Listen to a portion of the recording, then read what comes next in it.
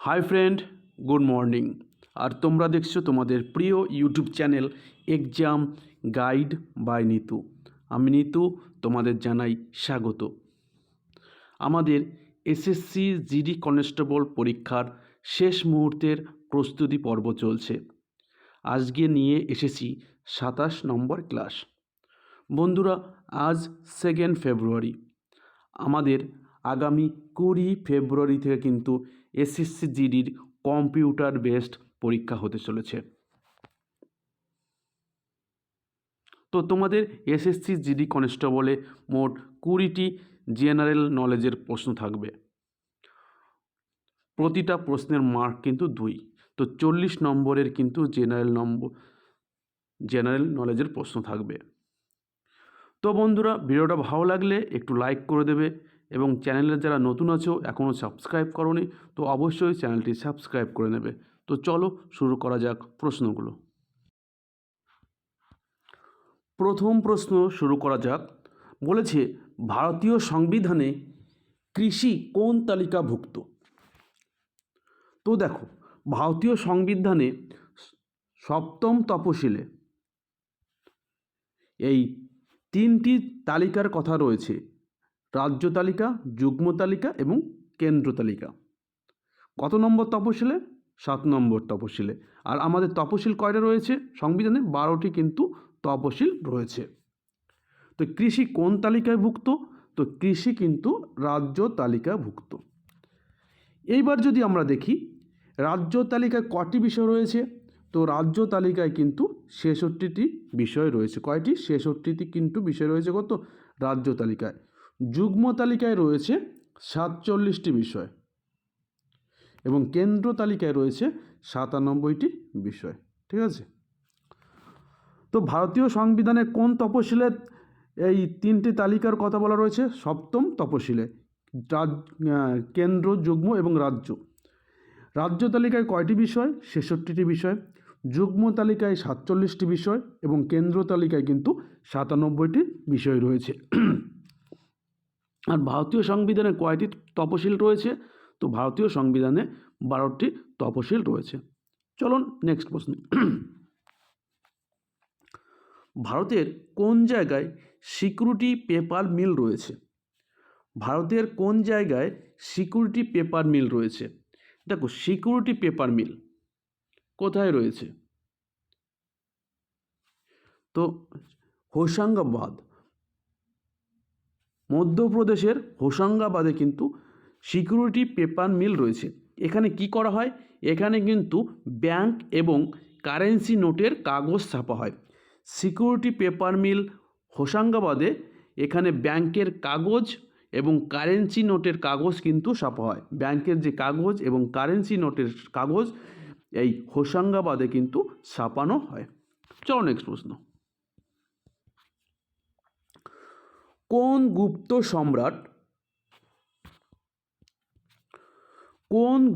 সম্রাট হুন আক্রমণ প্রতিহত করেছিলেন?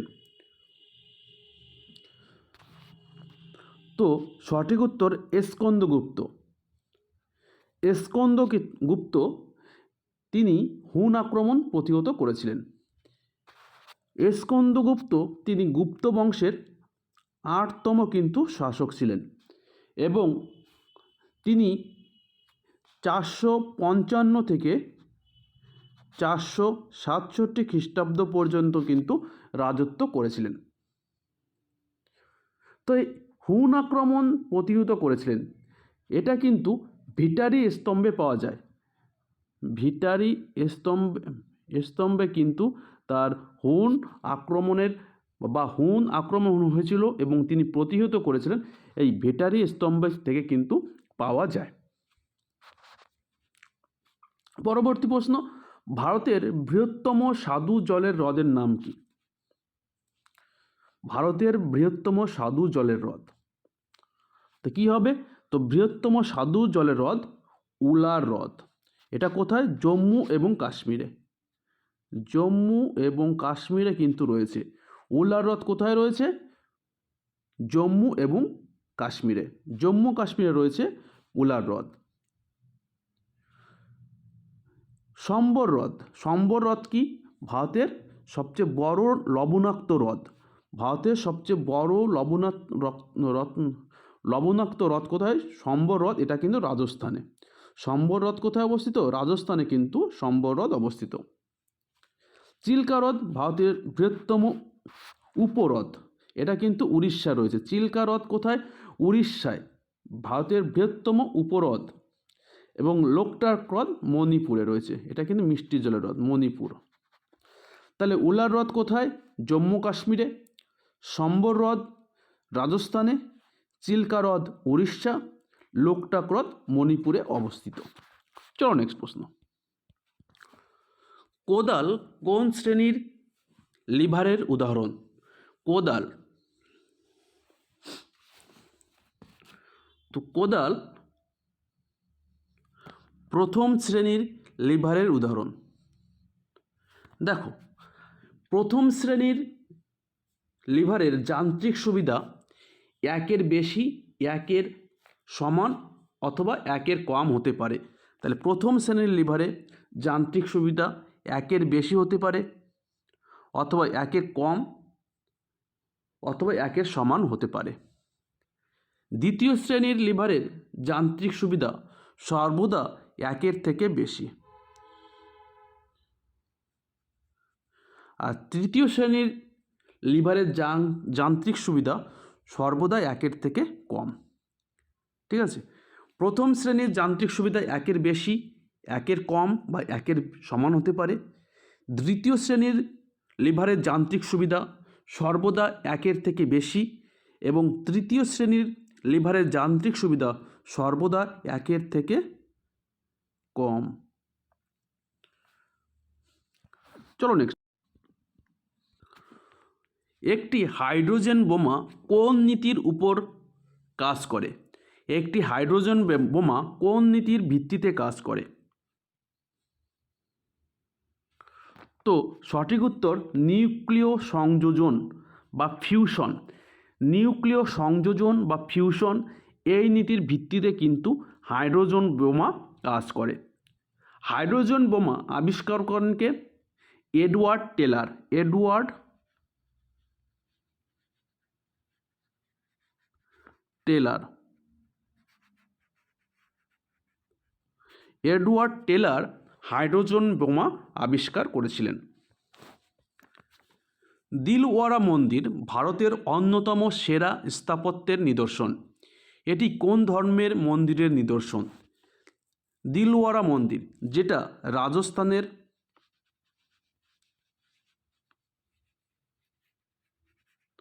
আবু পাহাড়ে অবস্থিত। কোন পাহাড়ে? আবু পাহাড়ে। তো দিলওয়ারা মন্দির কোথায় অবস্থিত? এটা রাজস্থানের আবু পাহাড়ে কিন্তু অবস্থিত।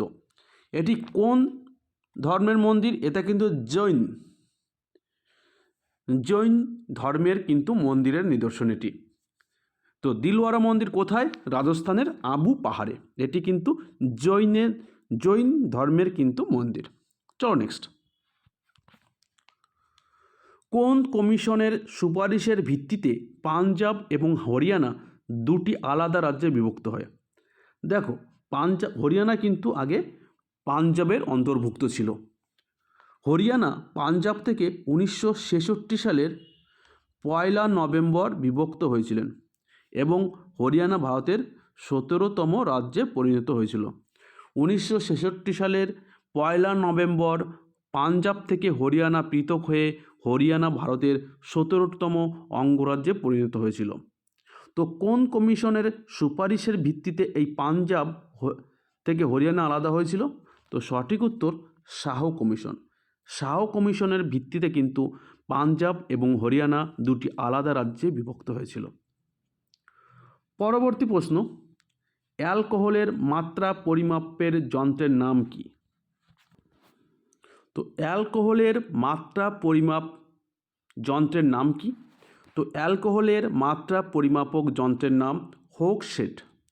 হোকসেট অ্যালকোহলের মাত্রা পরিমাপক যন্ত্রের নাম। এবার যদি দেখি গ্যালন। গ্যালন কিসের একক? তো গ্যালন হচ্ছে তরলের পরিমাপন।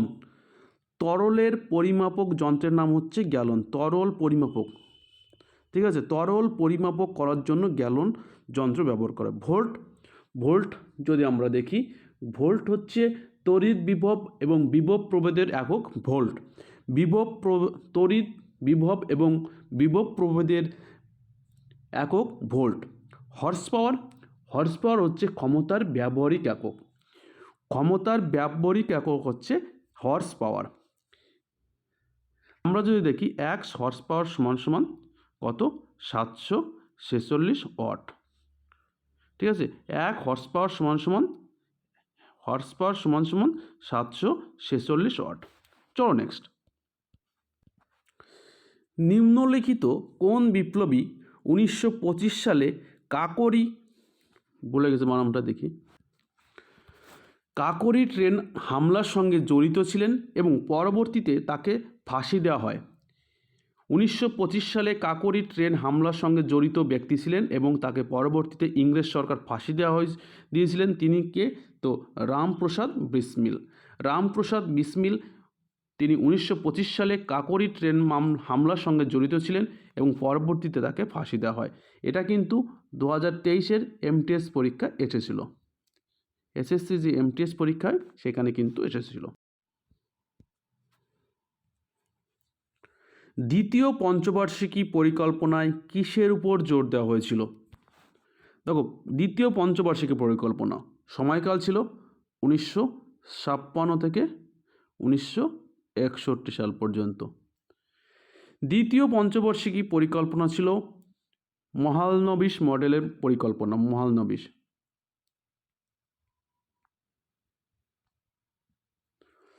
তো দ্বিতীয় পঞ্চবার্ষিকী পরিকল্পনায় কিসের উপর জোর দেওয়া হয়েছিল? তো দ্বিতীয় পঞ্চবার্ষিকী পরিকল্পনায় কিন্তু ভারী শিল্পের উপর কিন্তু জোর দেওয়া হয়েছিল। আর প্রথম পঞ্চবার্ষিকী শুরু হয়েছিল 1951 সালে। 1951 থেকে 1956 সাল পর্যন্ত প্রথম পঞ্চবার্ষিকী ছিল। আর হ্যারল্ড ডোনাল্ডের মডেলের ভিত্তিতে কিন্তু প্রথম পঞ্চবার্ষিকী পরিকল্পনা হয়েছিল। প্রথম পঞ্চবার্ষিকী পরিকল্পনাতে কিন্তু কৃষির ক্ষেত্রে জোর দেওয়া হয়েছিল। আর ভারতের শেষ পঞ্চবার্ষিকী ছিল 2012 থেকে 2017 সাল পর্যন্ত, দ্বাদশ পঞ্চবার্ষিকী পরিকল্পনা। এরপরে আর পঞ্চবার্ষিকী পরিকল্পনা হয়নি। পরবর্তী প্রশ্ন, জার্মানির ব্ল্যাক ফরেস্ট কোন ধরনের পর্বতের উদাহরণ? তো জার্মানির ব্ল্যাক ফরেস্ট কিন্তু একটি স্তূপ পর্বতের উদাহরণ। স্তূপ পর্বতের উদাহরণ হচ্ছে জার্মানির ব্ল্যাক ফরেস্ট। পরবর্তী প্রশ্ন চলো। কে 1920 সালে তাশখণ্ডে অল ইন্ডিয়া কমিউনিস্ট পার্টি প্রতিষ্ঠা করেছিলেন? 1920 সালে তাশখণ্ডে অল ইন্ডিয়া কমিউনিস্ট পার্টি কে প্রতিষ্ঠা করেছিলেন? তো তিনি হলেন MN রায়। MN রায় 1920 সালে তাশখণ্ডে অল ইন্ডিয়া কমিউনিস্ট পার্টি প্রতিষ্ঠা করেছিলেন। নেতাজি সুভাষচন্দ্র বসু তিনি ফরওয়ার্ড ব্লক দল গঠন করেছিলেন। নেতাজি সুভাষচন্দ্র বসু কংগ্রেসের থেকে বেরিয়ে তিনি ফরওয়ার্ড ব্লক নামক একটি রাজনৈতিক দল কিন্তু প্রতিষ্ঠা করেছিলেন। এছাড়া তিনি আজাদ হিন্দ বাহিনীও তৈরি করেছিলেন। পরবর্তী প্রশ্ন, শোভনা নারায়ণ নিম্নলিখিত কোন শাস্ত্রীয় নৃত্যের সঙ্গে যুক্ত? দেখো, ভারতীয় নৃত্যে 8টা নাচকে বা নৃত্যকে শাস্ত্রীয় নৃত্যের মর্যাদা দেওয়া হয়েছে। তার মধ্যে ভারতনাট্যম, মণিপুরী, কথাকলি, কত্থক, ওড়িশি, মোহিনীনাট্যম, ওড়িশি অন্যতম। তো শোভনা নারায়ণ নিম্নলিখিত কোন শাস্ত্রীয় নৃত্যের সঙ্গে যুক্ত? তো শোভনা নারায়ণ তিনি কত্থক নৃত্যের শিল্পের সঙ্গে যুক্ত। কত্থক নৃত্যশিল্পী ভারতের উত্তরপ্রদেশের একটি শাস্ত্রীয় নৃত্য। ভারতনাট্যম যদি দেখি, ভারতনাট্যম ভারতের তামিলনাড়ু রাজ্যের একটি শাস্ত্রীয় নৃত্য। মণিপুরী অবশ্যই মণিপুরের সঙ্গে যুক্ত। কথাকলি কেরালা। চলো নেক্সট প্রশ্ন। ইতালি পর্যটক মানুচি কোন মোগল সম্রাটের মোগল শাসকের আমলে ভারতে এসেছিলেন। মানুচি কোথাকার পর্যটক ছিলেন? তিনি কিন্তু ইতালীয় পর্যটক ছিলেন। তিনি কার বা কোন মোগল শাসকের আমলে ভারতে এসেছিলেন? তিনি কিন্তু মোগল শাসক ঔরঙ্গজেবের আমলে ভারতে এসেছিলেন। এছাড়াও যদি দেখি জাহাঙ্গীরের আমলে কে এসেছিলেন, তো জাহাঙ্গীরের আমলে কিন্তু পিয়েত্রো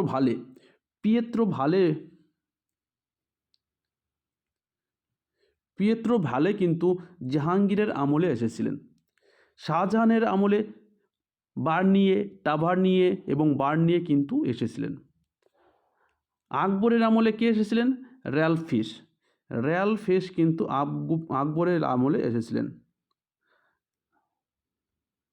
আবার দেখি মানুচি এসেছিলেন ঔরঙ্গজেবের আমলে, জাহাঙ্গীরের আমলে এসেছিলেন পিয়েত্রো ভালে জাহাঙ্গীরের আমলে এসেছিলেন।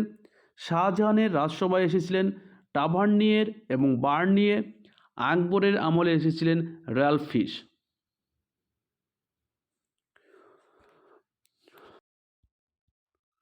কোন রাজ্যটি সবচেয়ে বেশি সংখ্যক রাজ্যের সঙ্গে তার সীমানা রয়েছে? তো সঠিক উত্তর উত্তরপ্রদেশ। উত্তরপ্রদেশে কিন্তু সবচেয়ে বেশি সংখ্যক রাজ্যের সঙ্গে সীমানা রয়েছে। ভারতের উত্তরপ্রদেশের জনসংখ্যা কিন্তু সবচেয়ে বেশি এবং আয়তনের দিক থেকে বৃহত্তম রাজ্য কোনটি? রাজস্থান। এবং জনসংখ্যার বৃহত্তম রাজ্য উত্তরপ্রদেশ। চলো নেক্সট। রাজ্যসভার মেয়াদকাল কত বছর?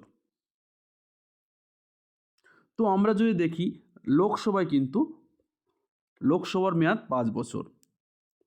আর রাজ্যসভা কিন্তু কখনো ভাঙা যায় না।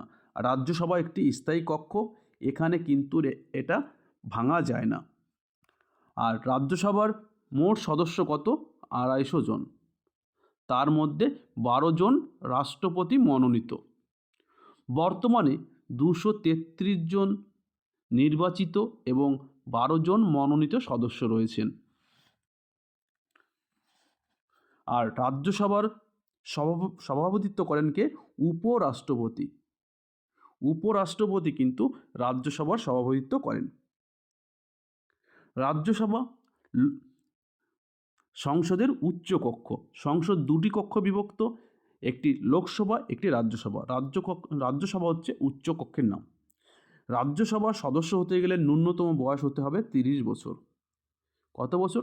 রাজ্যসভার সদস্য হতে গেলে দরকার 30 বছর এবং উপরাষ্ট্রপতি, রাষ্ট্রপতি এবং রাজ্যপাল হওয়ার জন্য সর্বনিম্ন বয়স কিন্তু 35 বছর হতে হয়।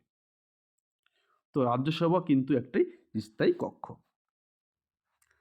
পরবর্তী প্রশ্ন, 2024 কলিঙ্গ সুপার কাপ কোন দল জয়ী হয়েছেন? 2024 কলিঙ্গ সুপার কাপ জয়ী হয়েছেন ইস্টবেঙ্গল এফসি। তারা উড়িষ্যা এফসিকে কিন্তু ফাইনালে 3-2 গোলে পরাজিত করে কিন্তু ইস্টবেঙ্গল কলিঙ্গ সুপার কাপ জিতেছে। চলো নেক্সট প্রশ্ন। কাকে 2023 সালে লোকমান্য তিলক পুরস্কার দেওয়া হয়েছে? খুবই গুরুত্বপূর্ণ প্রশ্ন। তো 2023 সালে লোকমান্য তিলক পুরস্কার দেওয়া হয়েছে আমাদের প্রধানমন্ত্রী নরেন্দ্র মোদীকে 2023 সালে লোকমান্য তিলক পুরস্কার দেওয়া হয়েছে। আর শেষ প্রশ্ন দেখো, 1 বছরে প্রতি হাজারে জীবিত শিশুর জন্মের সংখ্যাকে কি বলা হয়? প্রতি এক বছরে প্রতি হাজার জীবিত শিশুর জন্মের সংখ্যাকে বলা হয় জন্মহার। প্রতি হাজার জন জীবিত শিশুর জন্মের সংখ্যাকে বলা হয় জন্মের হার। তো বন্ধুরা, এই 20টি প্রশ্ন তোমাদের জন্য ছিল। ভিডিওটা ভালো লাগলে একটু লাইক করে দেবে এবং চ্যানেল নতুন হয়ে থাকলে অবশ্যই চ্যানেলটি সাবস্ক্রাইব করে দেবে। তো এখনকার পর্যন্ত বিদায় নিচ্ছি, আবার দেখা হবে। ততক্ষণে ভালো থাকবে, সুস্থ থাকবে। ধন্যবাদ।